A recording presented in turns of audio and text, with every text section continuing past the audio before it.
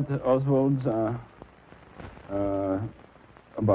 in the summer of 1962, when we heard that there was a young couple who arrived from Russia and were in very difficult financial condition. So a friend of mine and myself drove to Fort Worth and found this tenement house where he was living near Montgomery Ward. And were giving either crib or playpen or clothes for Marina. For instance, people were so wonderful that I believe she had close to 100 dresses in her wardrobe. And they were nice things. They weren't old, worn-out things, but they were just nice things that people had too many and they shared. In fact, that was one of the biggest objections of Oswald, because it made it very difficult for him. He could never provide Marina with 100 dresses. But it's rather difficult to discuss people's married life, because what you see outside is not always goes on when you don't see the people. But from what we knew, they weren't very happy. But for some particular reason, they both didn't want to leave each other. And we found out that Oswald was beating Marina. Well, Marina spoke to me a few times about their actual married life, and she was, in a way, complaining that he was not aggressive enough, and he was not interested enough in sex, and quite often he would prefer reading or prefer just to do more work than attend to this. On the other hand, with her, it was quite important, and she definitely felt lack of it. So that could be also one of their problems.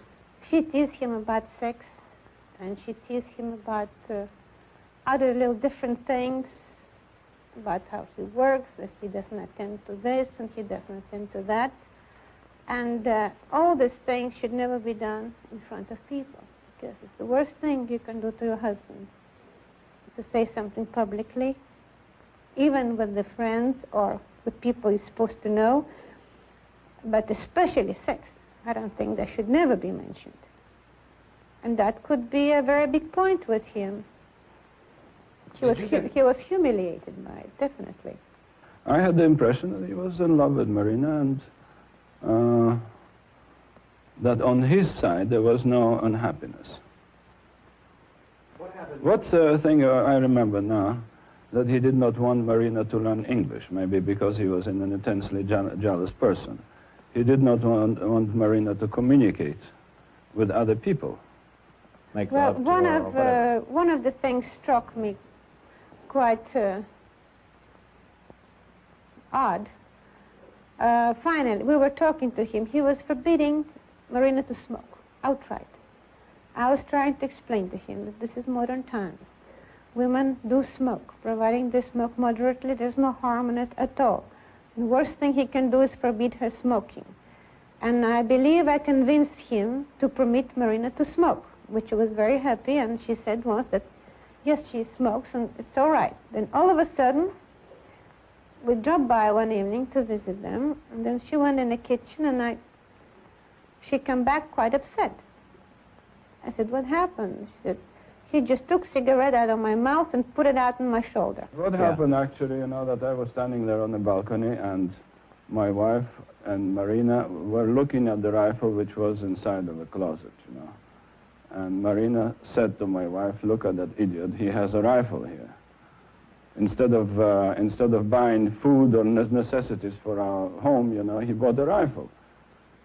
And that's what I just overheard, but I actually did not even look in the closet, And it seemed to me like such a ridiculous idea for Oswald to buy a rifle when he needed money so desperately, that it was just a big joke, So we all start laughing how crazy it is, and then at a clear sky, George had a peculiar sense of humor sometimes. He said, did you take by any chance pot shot at Walker?